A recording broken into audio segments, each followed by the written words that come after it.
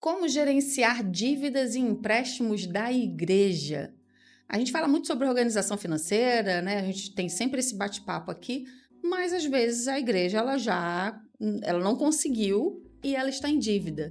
Como que a gente gerencia isso? Então, o número um de tudo isso é você olhar o cenário. Em que cenário estamos? Tem que analisar as dívidas. É sentar, saber quais são todas as dívidas, olhar todos os contratos, olhar tudo aquilo que foi feito acordos, que foram feitos alianças e saber cada responsabilidade sobre cada dívida ali. Quantidade, valor, especificando o tipo de dívida. Então, gastar tempo montando esse cenário. Esse cenário, você pode fazer tanto numa planilha do Excel, você pode fazer num papel, você pode fazer numa cartolina, né? Sentar e ver e desenhando, mas é importante que se tenha esse cenário.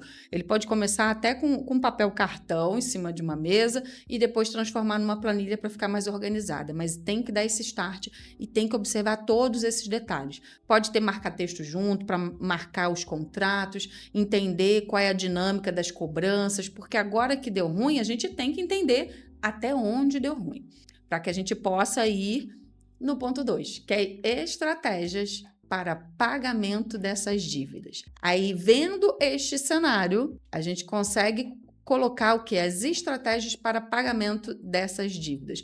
Pode ser, se for numa planilha de Excel, você pode colocar um menu suspenso indicando ali quais são as dívidas que são mais caras, mais altas, que vão prejudicar mais a igreja, porque a igreja se envolveu, de repente, com algum patrimônio do pastor, o patrimônio de algum responsável. Então, você pode colocar ali, até como eu sempre faço isso, até quando eu faço, né, cenários financeiros para pessoa física ou para pessoa jurídica, eu gosto de trabalhar com o sistema de cores de um sinal, de um semáforo, de uma sinaleira. Eu não sei como você chama aí na sua cidade. Pode colocar aqui nos comentários como é falado na sua cidade, né? Como você dá esse nome. Mas eu costumo fazer isso. Quando a gente abre o cenário, a gente coloca nessas cores e entendendo que as verdes, elas vão ser pagas, mas elas podem demorar um pouco mais a serem pagas. As amarelas são aquelas que a gente precisa ter atenção. Elas vão ser pagas,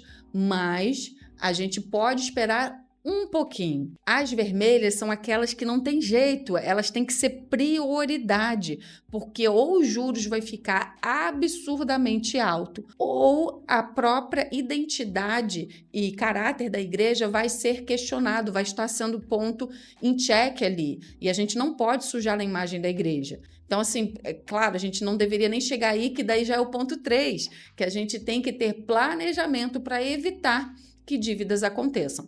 Mas, se elas aconteceram, você segue os 2 itens primeiro e eu tenho certeza que Deus vai te abençoar organizando esse caos.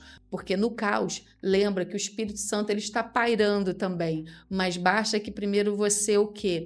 Traga luz através de palavra, declarando a verdade. E como a verdade é aquilo que a gente segue, é o próprio Jesus Cristo, a gente faz esse cenário entendendo, sim, que a igreja ela está com dívidas, mas ela vai honrando e pagando cada uma delas. É assim que a gente vai fazendo o cenário financeiro e eu tenho certeza que com essas estratégias vindo de Deus, questão de organização e planejamento, vocês vão conseguir sair disso e honrar tanto a placa da igreja quanto a própria imagem de Jesus Cristo, que ele é verdadeiro, fiel, leal e tem muitas outras características. E a gente não pode endividar a instituição que leva o nome dele. A gente tem que ter muita responsabilidade sobre isso.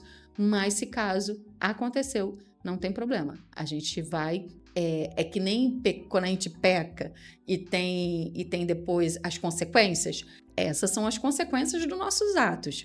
A gente só tem que o quê? Mudar o padrão para mudar esse resultado. Não adianta a gente ficar, ó, vida, ó, azar, meu Deus, eu endividei a igreja, atitudes ruins, ou foi fulano, ciclano. Não adianta a gente achar culpado.